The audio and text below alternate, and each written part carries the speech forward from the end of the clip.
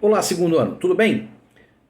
Nas últimas aulas nós estudamos tudo aquilo que envolve o tempo no processo, o tempo, os prazos. E certamente nós entendemos que o prazo se comporta como um elemento essencial na validade de um processo judicial. Justamente porque, sendo o processo uma sequência ordenada de atos processuais, muitos dos quais caberão a juiz, outros caberão aos auxiliares da justiça, mas muitos dos atos processuais são de responsabilidade, a sua prática, das partes. E de modo que as partes, portanto, têm que ter a consciência de que o cumprimento do tempo significa produzir um ato processual dentro do tempo adequado para a prática daquele ato processual.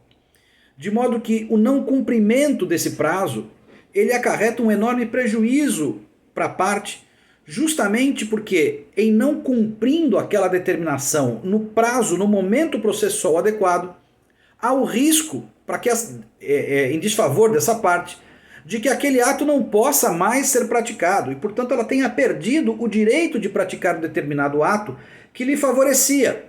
É, por exemplo, o caso da não prática do ato de contestação pelo réu, que lhe acarreta o prejuízo da revelia.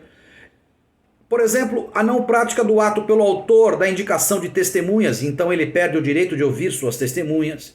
Ou a perda do direito de recorrer contra uma decisão, porque o prazo do recurso se esgotou sem que o recurso fosse apresentado. Há no processo, então, diversas hipóteses em que o prazo dado a uma das partes e não cumprido por ela pode vir a lhe causar este prejuízo de que aquilo não pode mais ser praticado. De modo que o processo se consolidará sem esse ato. Portanto, vejam, se o réu não contestar, a revelia se impõe como presunção. Se diante de uma decisão não for apresentado o recurso, a decisão se torna definitiva, transita em julgado aquilo. Se eu, diante de um despacho que determina o arrolamento de testemunhas, não apresentar o nome dessas pessoas, eu perco para sempre o direito de ouvi-las. Essa prova eu não vou poder fazer sem poder reclamar disso. O nome que se dá a esse instituto jurídico processual, que acarreta ou que consolida a perda desse direito em função da parte ter descumprido o prazo, o tempo adequado para a prática daquele ato, é preclusão temporal. Ou seja, a preclusão temporal é a perda de um direito de praticar um ato processual, porque justamente aquilo que lhe caberia fazer não pode ser mais feito. E, portanto, o processo se consolida com aquilo que tinha até aquele instante. E aquela alternativa que você poderia ter cumprido não é mais possível de ser cumprida. A preclusão temporal, portanto, é a perda desta oportunidade de prática de um ato em razão de não ter cumprido o tempo. O artigo 223 trata exatamente da preclusão temporal, dizendo o seguinte: decorrido o prazo, extingue-se o direito de a parte praticar ou emendar o ato processual. Extingue-se o direito de praticar o ato. Aquilo preclui, não há mais possibilidade de remendo. Você perdeu a oportunidade e essa oportunidade não virá mais como regra.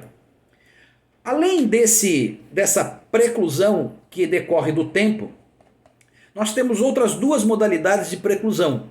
Uma que nós chamamos de preclusão lógica e outra que nós chamamos de preclusão consumativa. O que é a preclusão lógica? A preclusão lógica nada mais é do que você não poder praticar um ato, porque você já praticou um ato contrário a esse que você poderia ter praticado. Ou seja, se você já praticou um ato que contradiz aquilo que você poderia ter feito, ora, aquilo que você poderia ter feito já não pode mais, porque você fez o contrário. Portanto, é logicamente impossível você praticar um ato que você, antes dele, praticou outro incompatível com ele. Esta é a lógica, portanto. Preclusão lógica é a perda do direito de praticar um ato porque você praticou outro incompatível com esse e, portanto, já consolidou aquilo antes do que você pretendia fazer. Não é possível mais rever esta situação, ok?